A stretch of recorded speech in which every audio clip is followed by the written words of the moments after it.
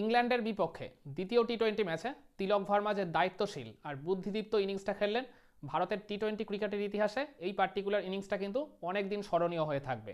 আমরা এর আগে তিলক ভার্মাকে বড় বড় ইনিংস খেলতে দেখেছি, 200+ স্ট্রাইক রেট মেনটেন করে ব্যাক টু ব্যাক সেঞ্চুরিও করতে দেখেছি আন্তর্জাতিক ক্রিকেটে। এই আগের সফরেই জাস্ট আর কি স্মৃতিগুলো আমাদের চোখে এখনও ভাসছে। কিন্তু এরকম কঠিন পরিস্থিতিতে যেখানে সব ব্যাটাররা একের পর এক নিজেদের উইকেটগুলো ছুড়ে দিয়ে আসছেন, সেখানে উইকেটের এক পাশে দাঁড়িয়ে থেকে টেল এন্ডারদের সাথে নিয়ে তিনি যে এইভাবে আর কি মানে মাথা ঠান্ডা রেখে নিজের নার্ভ ধরে রেখে যে বড় ইনিংস খেলতে পারেন, বা আর কি তার পার্টনারদের ওই জায়গায় গাইড করে আর কি মানে ভারতকে একেবারে জয়ের দ্বার প্রান্তে পৌঁছে দিতে পারেন, এই ইনিংসটা না দেখলে বা ইংল্যান্ডের বিপক্ষে দ্বিতীয় টি-20 ম্যাচটা না দেখলে আমরা একেবারেই সেটা জানতে পারতাম না। তাহলে চলুন তিলক ভার্মার ওই ম্যাচ জেতানো 55 বলে 72 রানের ইনিংসটার একটু পর্যালোচনা করে দেখি। 15 রানে যখন ভারতের প্রথম উইকেটের পতন ঘটে, তখন তিলক ভার্মা ক্রিজে এসেছিলেন। তখন তার পার্টনার ছিলেন সঞ্জু স্যামসন, কিন্তু তার সাথে সঞ্জু স্যামসনের পার্টনারশিপটা স্থায়িত্ব হয় মাত্র 4 রানের। এরপর ভারতের ক্যাপ্টেন সূর্যকুমার যাদব যখন এই তিলক ভার্মাকে জয়েন করলেন, তখন তাদের মধ্যে ওই থার্ড উইকেটে 39 রানের একটা পার্টনারশিপ গড়ে ওঠে। এই পার্টনারশিপটা ইংল্যান্ডের বোলারদের একেবারে পুরো কাঁদিয়ে ছেড়ে দিয়েছিল।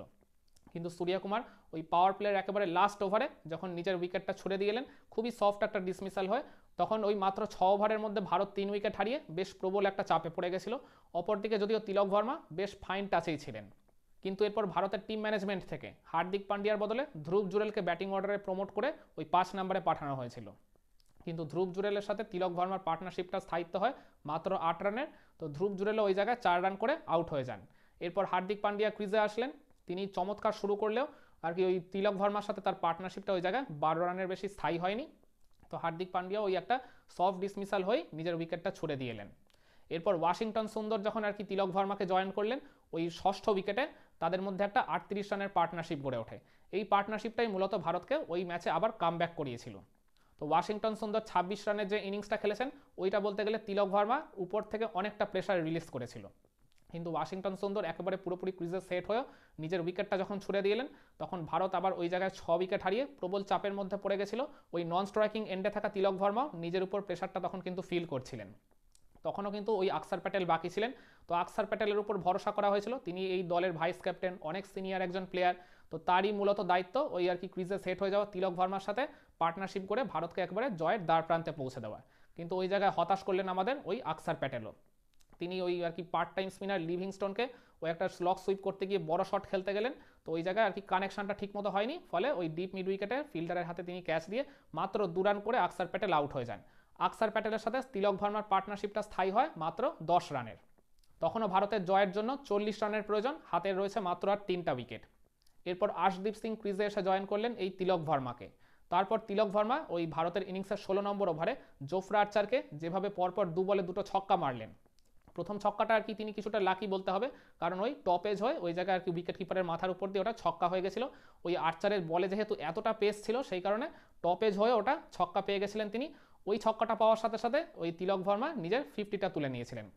কিন্তু এর ঠিক পরের বলেই ওই আর্চারের একটা ব্যাক অফ দ্য লেংথের আউটসাইড দি অফ স্টাম্প ডেলিভারিকে তিনি যেভাবে আর কি পয়েন্টের উপর দিয়ে ছক্কা মারলেন, চমৎকার অসাধারণ একটা শট ছিল দেখার মতো।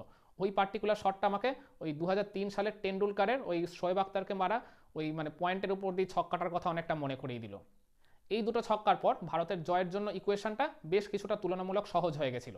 আর এই ইকুয়েশনটা আরও সহজ হয়ে গেল যখন আর্চারের ওই ওভারের 5th ডেলিভারিটা ওই আর্শদীপ সিং তাকে বাউন্ডারি মেরে দিলেন। যদি ওটা ইনসাইড এজ ছিল, তারপরেও আর্শদীপ ওই বলটা কিন্তু বাউন্ডারি পেয়ে গেছিলেন। জোফরা আর্চারের ওই পার্টিকুলার ওভারটা থেকে এলো 19 রান, আর ভারতের তখন জয়ের জন্য প্রয়োজন ছিল 24 বলে 21 রানের। কিন্তু এই 17 নম্বর ওভারে আদিল রশিদ করলেন একটা দুর্দান্ত ওভার। প্রথম 4টা বল তিনি ডট করার পর পঞ্চম বলে তিলক ভার্মা একটা সিঙ্গেল নিতে পারলেন। কিন্তু লাস্ট ডেলিভারিটায় ওই আশদীপ সিং তাকে একটা বড় শট খেলতে গেলেন, কিন্তু ওই আর কি একইভাবে আকসার প্যাটেলের মতো তিনি ওই স্লক সুইপ করতে গিয়ে ওই ডিপ স্কোয়ার লেগের ফিল্ডারের হাতে জমা পড়ে গেলেন। তো ভারতের তখনও আর কি জয়ের জন্য 20 রান প্রয়োজন, হাতে রয়েছে মাত্র আর 2 উইকেট। কিন্তু তার আগে আশদীপ সিং ওই অষ্টম উইকেটের জুটিতে তিলক ভার্মার সাথে 20টা মূল্যবান রান যোগ করে দিয়ে গেছিলেন। এরপর নবম উইকেটে তিলক ভার্মাকে জয়েন করলেন ওই রবি বিষ্ণই।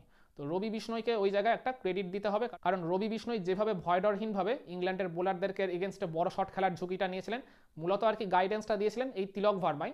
আর ভারতের যখন ওই 14 বলে 17 রান মতো বাকি, তখন ওই 18 নম্বর ওভারে বল করছিলেন ইংল্যান্ডের ওই দিনের সবচেয়ে সফল বোলার ব্রাইডন কাটস।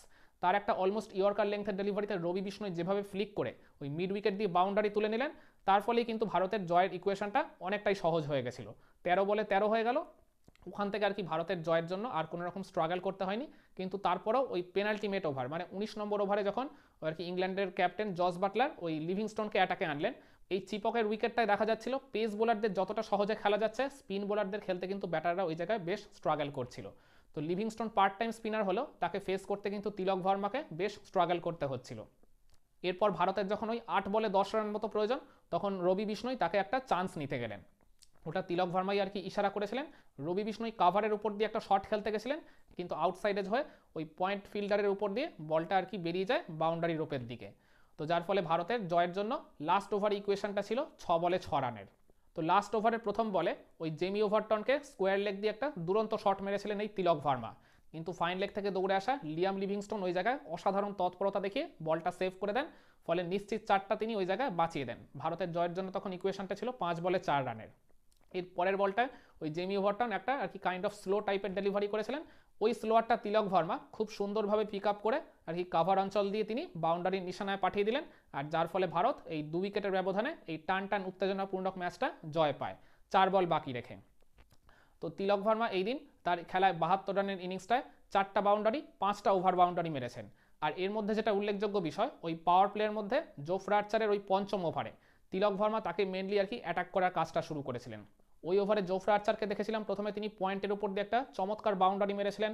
তারপর জোফরা আর্চারের অলমোস্ট একটা ফুল লেন্থের ডেলিভারিতে তিনি মানে যেভাবে আর কি পজিশন করে ওই ডিপ স্কোয়ার লেগের উপর দিয়ে ছক্কাটা মারলেন, একটা অসাধারণ শট ছিল, একটা অসাধারণ ইনোভেটিভ শট ছিল বলতে পারেন। আর এছাড়াও জোফরা আর্চারকে ওই পার্টিকুলার ওভারই ফাইন লেগ দিয়ে তিনি আরেকটা ছক্কা মেরেছিলেন। আর এরপর পাওয়ার প্লের একদম লাস্ট ওভারে ওই ব্রাইডন কার্স যখন বল করতে এসেছিলেন তার প্রথম ওভারে আর কি বোলিংয়ের জন্য, তো ব্রাইডন কার্সকে তিনি ওয়েলকামই করেছিলেন ওই ফাইন লেগ দিয়ে একটা বিশাল ছক্কা মেরে। তো এরপর তো তিলক ভার্মার আর কি নিজের ইনিংসটাকে সাজিয়েছেন ওই 4টা বাউন্ডারি 5টা ওভার বাউন্ডারি দিয়ে। আর এরপর তো বললাম সব ব্যাটাররা যখন একে একে নিজেদের উইকেটগুলো ছুড়ে দিয়ে আসছিলেন, কেউই নিজেদের ইনিংসগুলোকে বড় করতে পারছিলেন না, তিলক ভার্মা উইকেটের একটা পাশ আগলে রেখে ওই টেল এন্ডারদের ব্যাটারদের নিয়ে দারুণ পরিকল্পনা করে ধাপে ধাপে যেমন পার্টনারশিপগুলো করেছেন, ছোট ছোট পার্টনারশিপই হয়েছে, কিন্তু মানে কি ওই ম্যাচ সিচুয়েশনের সাপেক্ষে ওগুলো খুবই কার্যকরী ছিল। আর যার রেজাল্ট তো আমরা একদম ম্যাচের শেষেই দেখতে পেলাম। আর কি ভারত বলতে গেলে 4টা বল হাতে রেখে ওই রকম একটা টাফ সিচুয়েশন থেকে ম্যাচটা জিতে নিল 2 উইকেটের ব্যবধানে। আর 55 বলে 72 রানের এই অপরাজিত ও বুদ্ধিদীপ্ত ইনিংসের জন্য তিলক ভার্মাকেই এই দ্বিতীয় টি-20 ম্যাচের player of the match select করা হয়েছে।